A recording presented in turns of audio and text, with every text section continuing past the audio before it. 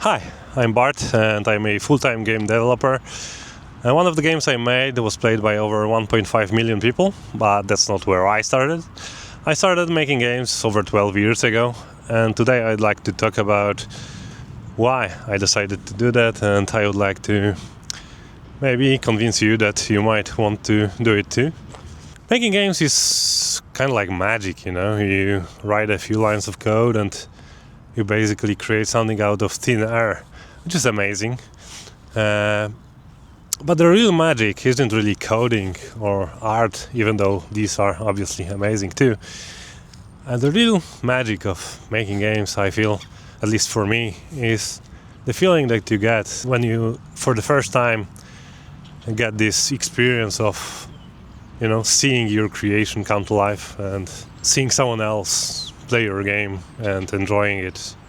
It's really an amazing feeling, and the satisfaction that you get is incredible.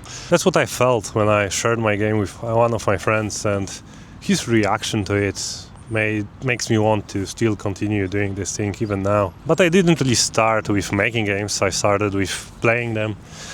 So let's start there. When I was a kid, I played a ton of games. I spent my whole free time doing that. Basically any moment I had, I spent playing games and researching about them, reading magazines and stuff like that. And it was a ton of fun. It always felt like magic, and like those games were created by some kind of magic and wizards, So I didn't really imagine I could make something like that on my own. But then I got into high school and I had my first programming lessons. It was Turbo Pascal. If you don't know, it's basically kind of like C, I guess. And I made a first game in it. It was a clone of a super terrible clone of 1942, a vertical scrolling shoot 'em up game that I played when I was a kid. And yeah, like I said, it wasn't great. The enemies were green rectangles, the projectiles were green rectangles, and your plane was created out of, as you might have guessed, from green rectangles. But yeah, it worked. You could move your plane, shoot your green projectiles, and destroy the enemies. So it was enough to see that I can actually create something and I can play it, and my creation came to life basically, which is amazing. But that's not really the moment that I first got the feeling that making games is amazing, because it was fun, it was satisfying, but this game wasn't really that great, and me and my friends only had a little bit of fun with it. But then I made my next game, and yeah, that's the one that probably made me think that it's something worthwhile.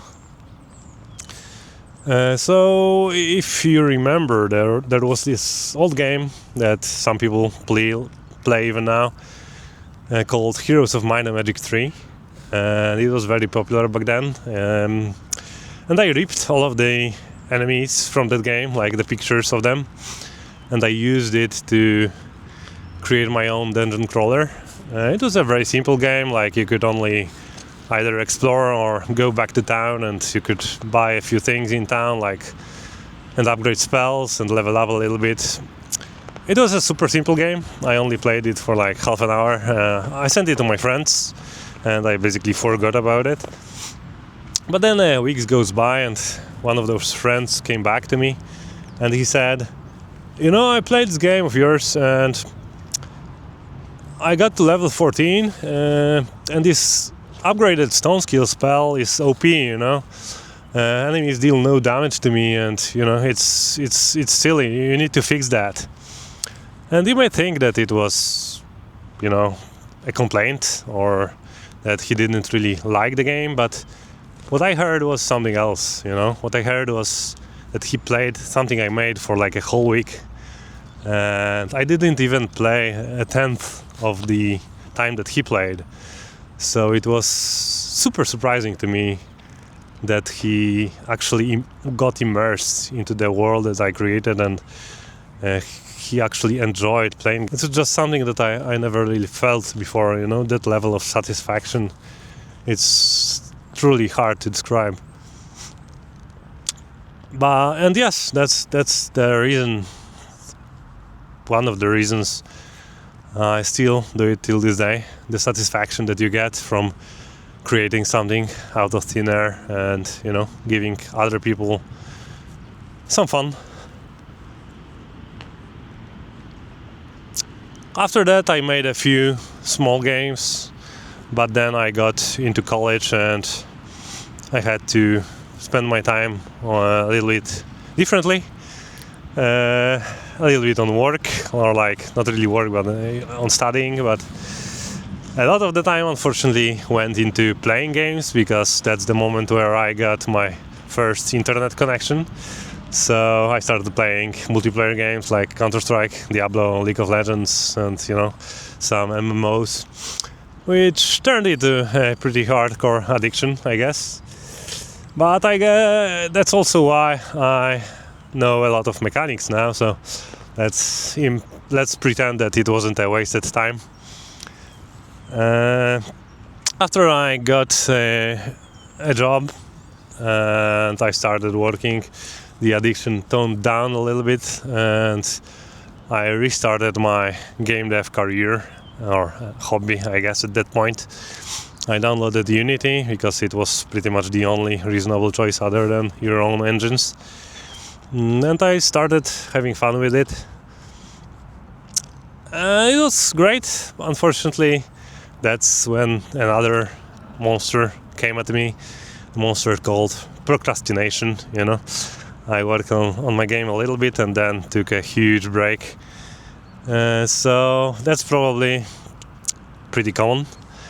But yeah, after years of research and trial and error, I finally fixed that issue and conquered procrastination. So if that's something you're interested in, I can make a full video about it. If I already did, I'll attach it in this video. If not, then I guess you'll have to subscribe and wait for the next one. So yeah, that's it for today. And yeah, thanks for listening, and see ya. Bye.